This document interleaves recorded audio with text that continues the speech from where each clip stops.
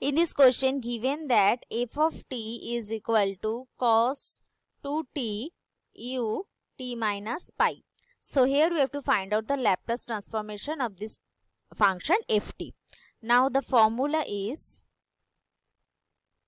L of gt u t minus c is equal to e to the power minus cs L of g of t plus c.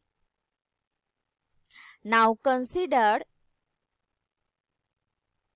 that gt is equal to cos of 2t, then L of cos 2t u of t minus pi is equal to e to the power minus pi s L of cos